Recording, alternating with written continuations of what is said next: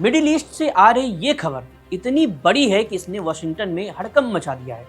ईरानी arms forces ने दावा किया है कि उन्होंने बहरीन में मौजूद अमेरिकी नौसेना के सबसे शक्तिशाली गढ़ 5वीं नेवी फ्लीट पर सीधा हमला बोल दिया है।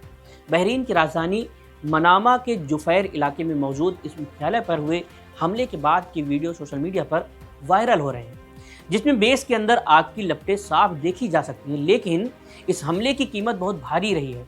ये सिर्फ एक झड़प नहीं है, ये एक ऐसा टकराव है जो मिडिल ईस्ट में अमेरिका की मौजूदगी को सबसे बड़ी चुनौती दे रहा है। अब सवाल यह है कि आखिर ये 5वीं फ्लीट क्या है और ईरान ने इसे ही क्यों चुना।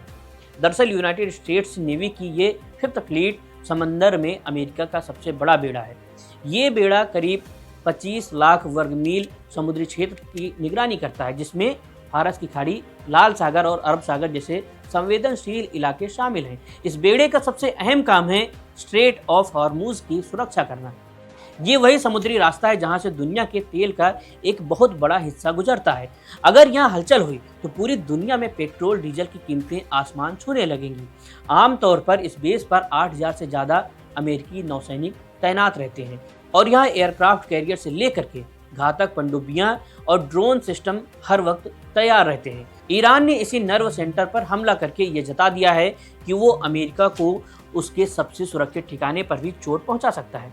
ईरान ने इस हमले को सिर्फ एक कार्रवाई नहीं बल्कि बदला करार दिया है। ईरान का कहना है कि अमेरिका और इजरायल ने मिलकर के ऑपरेशन एपिक फ्यूरी चलाया था, जिसमें ईरान के कई वरिष्ठ नेताओं और मिलिट्री कमांडरों को निशाना बनाया गया। बहरीन पर हुआ यह हमला उसी का जवाब है।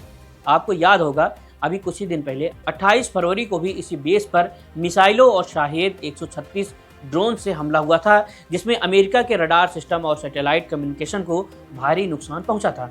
उस वक्त अमेरिकी सैनिक बंकरों में छिपे थे, लेकिन इस बार मामला अलग है।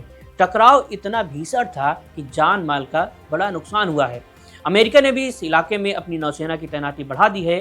रिपोर्ट्स के मुताबिक अमेरिकी नेवी का करीब 1/3 हिस्सा इस वक्त सिर्फ ईरान को रोकने के लिए तैनात किया गया है, यानी समंदर के बीचों बीच बारूद बिछा दिया गया है और एक छोटी सी चिंगारी अब सब कुछ स्वाहा कर सकती है।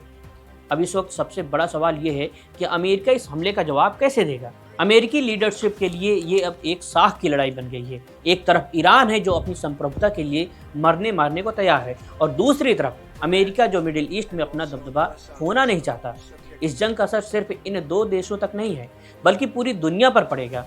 अंतर्राष्ट्रीय व्यापारिक जहाज़ों की सुरक्षा खतरे में है और कूटनीति के रास्ते अब बंद होते नजर आ रहे हैं। ईरान का दावा है कि उसने अमेरिका के रडार और सर्विस बिल्डिंग्स को मलबे में तब्दील कर दिया है।